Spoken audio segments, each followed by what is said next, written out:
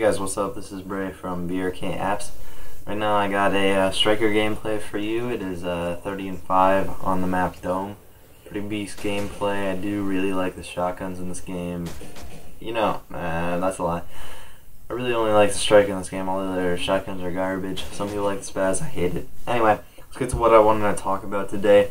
What I wanted to talk about was sensitivity in Call of Duty. And this is a huge part of your game. You can get all the advanced tips you want, but in the end, the core of a player is his sensitivity and how well he can aim. So I've seen a lot of other commentators take a stab at this, and they do an excellent job, but they really only talk about console-specific things.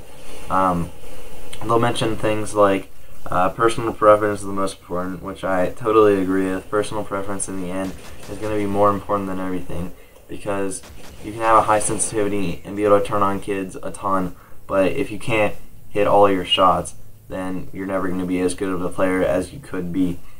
These commentators have really small ranges for sensitivities you should use. I actually would recommend kind of a wider range, because in the end, it's really about personal preference, like I said. Some people say, like I've seen Jaws say, he says, the lower the better, which is true for Xbox, but definitely not necessarily true for PS3.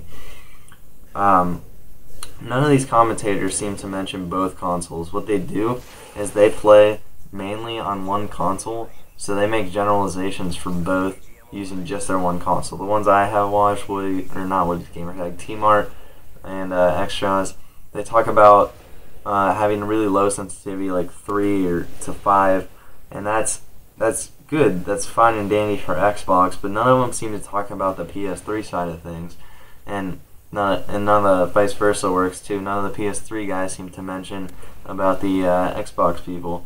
So really, what's going on here is a lot of people don't know that the Xbox controller actually has it's a little bit, the joysticks are a little bit harder to press down, so the PS3 joysticks are just a little bit smoother and they have a lot more precision.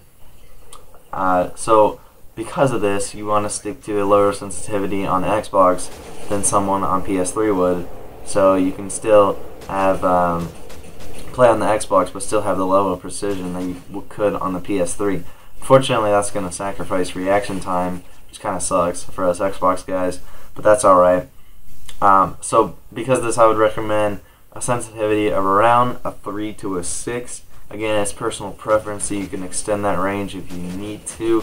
PS3 probably around a 5 to an 8, maybe a 9. 9's kind of pushing it, but I did play on a 9 for a while there, and I did pretty good.